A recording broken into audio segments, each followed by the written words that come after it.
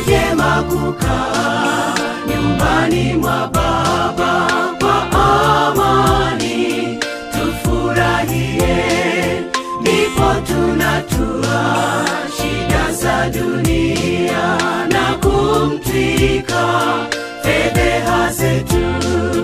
Ni vyema kukaa nyumbani mwa Baba kwa amani, tufurahie, ndipo tunatua shida za dunia na kumtwika fedheha zetu.